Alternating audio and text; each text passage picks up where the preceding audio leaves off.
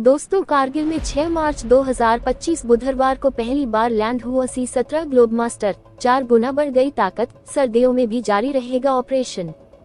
C-17 Globemaster की खासियत का नजारा 2020 में साफ दिखा। कम समय में इन्हीं एयरक्राफ्ट के जरिए बड़ी तेजी से भारी भरकम सैन्य साजो सामान और सैनिकों को लद्दाख तक पहुंचाया था। इसी के चलते चीन को बैकफुट में जाना पड़ा था। C-17 से ट्रूप मूवमेंट और लॉजिस्टिक ऑपरेशन अब कारगिल में आसान हो जाएगा। भारत ने इस विशालकाय मालवाहक एयरक्राफ्ट को अमेरिका से खरीदा था। ये दुनिया के सबसे बड़े मालवाहक जहाजों में से एक है। भारत ने अब तक जितने भी विदेशों या देश में रेस्क्यू ऑपरेशन किए हैं, उनमें ज्यादातर इन्हीं का इस्तेमाल किया जाता है। इसकी सबसे खास बात तो यह है कि ये छोटे रनवे से टेक ऑफ लैंडिंग कर सकता है। 1999 में कारगिल युद्ध के बाद सेना ने अपनी तैयारियों को तेजी से अमलीजामा पहनाना शुरू किया। बर्फबारी के दौरान श्रीनगर से कारगिल को जोड़ने वाली नेशनल हाईवे नंबर 1 बंद हो जाता है। उस समय सेना की जरूरतों को पूरा करने के लिए भारतीय वायुसेना के एयरक्राफ्ट के जरिए कारगिल एयर स्ट्रिप पर सामान पहुंचाया जाता रहा है। पहली बार C-17 ग्लोबमास्टर जैसा बड़ा विमान कारगिल के एयर स्ट्रिप पर लैंड किया। सूत्रों के मुताबिक ये C-17 की पहली ट्रायल लैंडिंग थी। यह लैंडिंग सफल रही। इस एयर स्ट्रिप पर एक तरफ से ही टेक ऑफ और लैंडिंग की जा सकती है। यहाँ से एयर ऑपरेशन चलाना काफी चुनौतीपूर्ण है। इस एयर स्ट्रिप से होने वाला टेक ऑफ सीधा POK की तरफ होता है। जरा भी चूक हुई को एयरक्राफ्ट सीधा LOC पार कर POK के एयर स्पेस में जा सकता है। अभी तक तो इस एयरफील्ड से N-32 ऑपरेट किया जाता रहा है। N-32 लोड कैपेसिटी 3 से 4 टन के करीब है। C-130J सुपर हरक्यूलिस की क्षमता 6 से 7 टन की है। C-17 ग्लोबमास्टर एक क्षमता इनसे 3-4 गुना ज्यादा है। सर्दियों में इससे 30 से 35 टन लोड और गर्मियों में 20 से 25 टन लोड आसानी से कारगिल में उतारा जा सकेगा। अभी तक श्रीनगर एयरबेस और लेह के एयरबेस से C-17 ऑपरेट किए जा रहे हैं। अब जरूरत पड़ने पर कारगिल से भी इसके ऑपरेशन को अंजाम दिया जा सकेगा। कारगिल एयरफील्ड 9,700 फीट की ऊंचाई पर स्थित है। कारगिल युद्ध के दौरान पाकिस्तानियों ने इस एयर स्ट्रिप पर आर्टिलरी शेलिंग भी की थी। ये द्रास के वेस्ट और बटालिक के ईस्ट में स्थित है। पिछले साल जनवरी में ही भारतीय वायुसेना के C-130J ने इस एयर स्ट्रिप पर पहली बार नाइट विजन उपकरणों के जरिए लैंडिंग की थी। गरुड़ कमांडो की स्पेशल ऑपरेशन ड्रिल को अंजाम दिया था। इस एयरफील्ड पर नाइट लैंडिंग की सुविधा नहीं है। इस एयर स्ट्रिप के दोनों ओर 14,000 से 15,000 फीट ऊंची पहाड़ियां हैं, जो इस एयरफील्ड को चुनौतीपूर्ण बना देता है। लद्दाख में एयरबेस से फाइटर ऑपरेशन को चलाया जा सकता है, जिसमें सिर्फ लेह और थोएसी एयरबेस हैं। इसके अलावा स्पेशल ऑपरेशन ट्रांसपोर्ट एयरक्राफ्ट और हेलीकॉप्टर ऑपरेशन के लिए 2 advance landing ground Daulat Beg Oldi Fukche और एक एयरफील्ड कारगिल में है। न्योमा, जो कि पहले एडवांस लैंडिंग ग्राउंड था, उसे अपग्रेड कर उसे फाइटर ऑपरेशन के लिए तैयार किया जा चुका है। भारतीय वायुसेना की ट्रायल लगातार जारी है।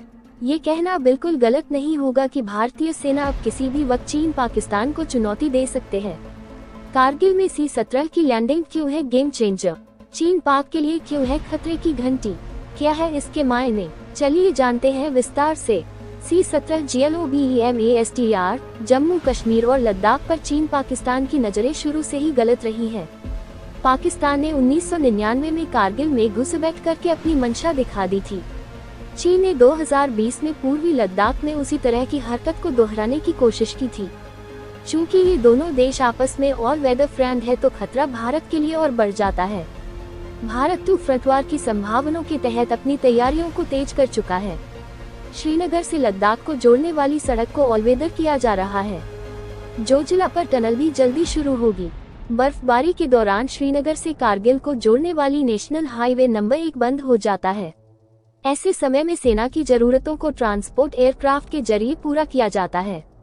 भारतीय वायुसेना के एयरक्राफ्ट के जरिए कारगिल एयर स्ट्रिप पर सामान पहुंचाया जाता रहा है।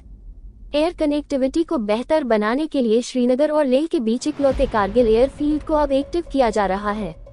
इसी के मद्देनजर 6 मार्च 2025 बुधवार को वायुसेना ने C-17 ग्लोबमास्टर ट्रांसपोर्ट एयरक्राफ्ट की पहली ट्रायल लैंडिंग कराई गई।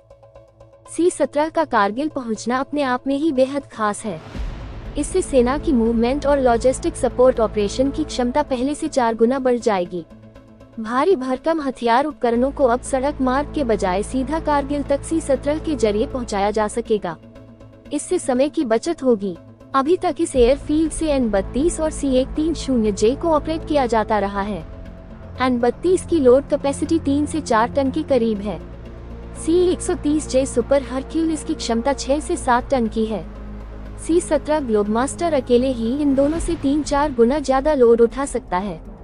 सर्दियों में इससे 30 से 35 टन लोड और गर्मियों में 20 से 25 टन लोड आसानी से कारगिल में उतारा जा सकेगा।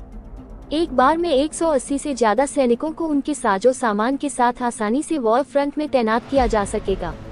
इस एयरक्राफ्ट से एयरलिफ्ट और एयरड्रॉप मिशन को भी अंजाम दिया जा सकेगा। अगर कभी चीन के साथ जंग हुई तो उसकी नज़र लद्दाख के सभी एयरफील्ड को नुकसान पहुंचाने की जरूर होगी। ऐसे में कारगिल के इस एयरफील्ड तक उसका पहुंच पाना संभव नहीं होगा। लिहाजा सेना का ऑपरेशन C-17 के जरिए कारगिल एयरफील्ड से जारी रखा जा सकेगा। हालांकि पाकिस्तान ने कारगिल युद्ध के दौरान कारगिल एयरफील्ड को निशाना बनाया था, क्योंकि यह LOC के बेहद करीब स्थित है। 2020 में चीन को सबक सिखाने के लिए भारतीय वायुसेना के ट्रांसपोर्ट विमानों का सबसे बड़ा हाथ था। उस वक्त चीन की सेना और सैन्य साजो सामान की मौजूदगी भारतीय सेना से कहीं ज्यादा थी। चीन के बराबर यानी कि मिरर डिप्लॉयमेंट करने के लिए भारतीय वायुसेना ने अपने ऑपरेशन को शुरू किया था। इतना बड़ा एयर ऑपरेशन 20 साल बाद यानी कि कारगिल युद्ध के बाद हुआ। ऑपरेशन मूवमेंट के तहत भारतीय वायुसेना ने अपने हैवी ट्रांसपोर्ट एयरक्राफ्ट के जरिए 330 BMP यानी कि armoured personnel carrier vehicle, 90 tank और आर्टिलरी गन और 68,000 से ज्यादा सैनिकों को कम समय में पूर्वी लद्दाख तक पहुंचाया गया था। इसमें C-17 Globemaster, E-76, C-130J super Hercules, N-32 fixed wing के साथ साथ हेलीकॉप्टर ने भी मोर्चा संभाल लिया था। हाई ऑल्टीट्यूड में ट्रांसपोर्ट ऑपरेशन के जरिए 9,000 टन से ज्यादा लोड का मूवमेंट किया गया था। इसमें बड़े भारी भरकम हथियारों और सैनिकों के अलावा ration, ammunition, high altitude tank, special clothing, fuel जैसे जरूरी सामानों को लगातार लेह और फॉरवर्ड एरिया में पहुंचाया जा रहा था। अब जरूरत पड़ने पर इसी तरह के ऑपरेशन पाकिस्तान के खिलाफ कारगिल के इलाके से भी चलाए जा सकेंगे।